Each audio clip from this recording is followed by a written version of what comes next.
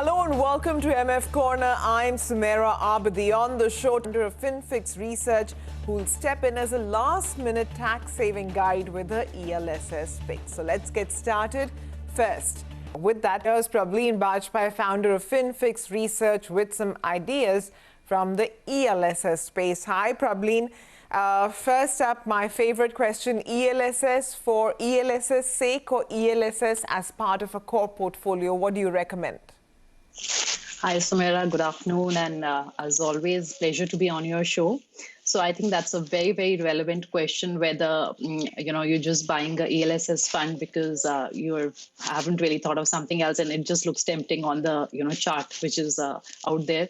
So, Sumaira, it's interesting to see that whenever we have to save under ATC, usually, a tax saving fund is compared with, products like a Provident Fund or an EPF or Sukanya Samriddhi, ULIPs and NPS.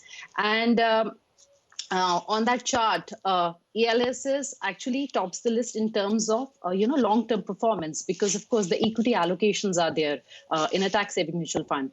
And also, it becomes a favorite because the lock-in is the lowest. So it becomes kind of an instant choice for a lot of people to go and, pick a tax-saving mutual fund for themselves.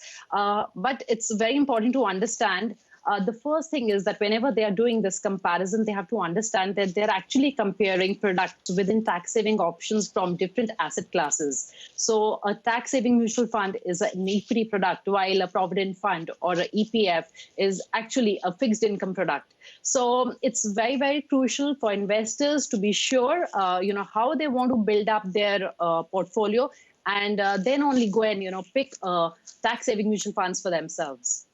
Okay, so which are the ones you're recommending, Prableen? And, does an ELSS recommendation, is it a blanket recommendation for everybody, or is it separate are they all created equal for all investors?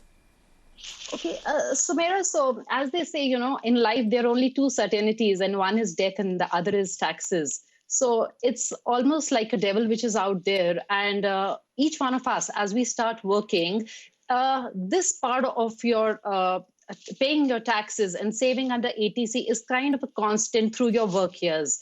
So as you start earning, a person has to save some amount under Section ATC. And this, I would really advocate that investors who are looking to put in a tax saver or any other product should actually see this saving under ATC as a way to build up their, long-term corpus, let's say a retirement goal. Because this is going to be there as a constant throughout their work life, and for a lot of people, even during the retirement years. And it's not that everybody has to invest in a tax-saving mutual fund. Let's say a person who is in a higher tax slab, is working in the corporate, might actually already be doing his investments in his EPF, which is crossing the 1,50,000 mark. So such a person would not require a tax-saving mutual fund.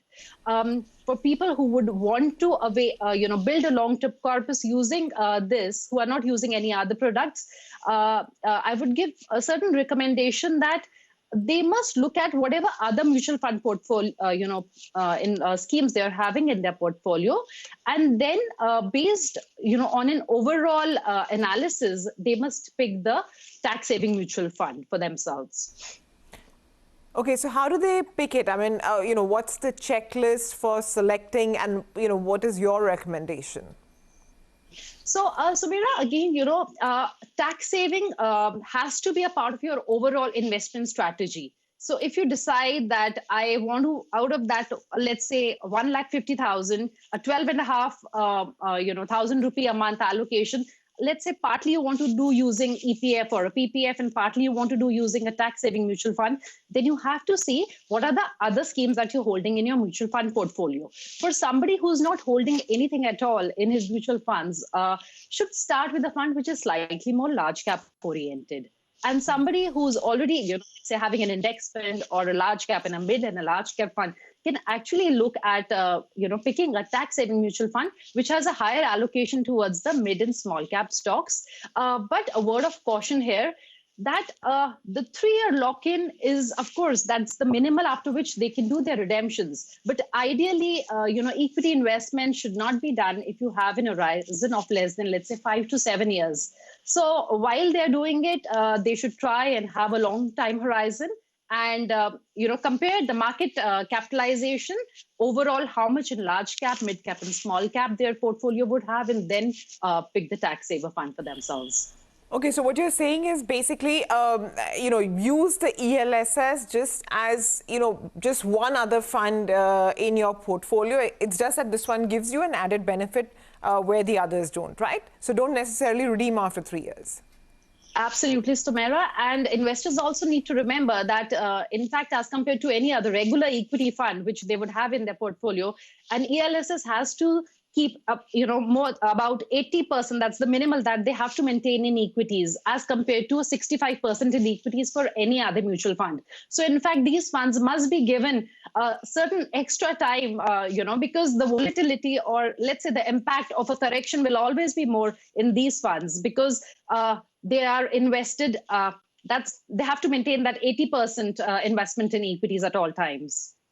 Got it. So basically what you're saying is that where another fund has to invest a minimum of only 65%, and in very volatile markets can, have that 45% in 35% in debt.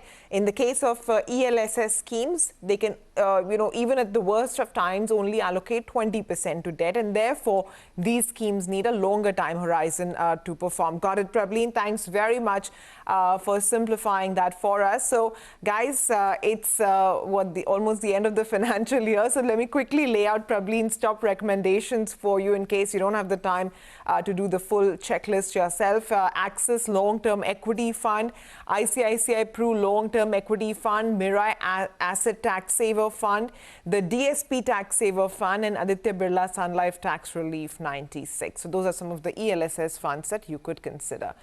With that, we'll wind down on the show, and it's time for the CNBC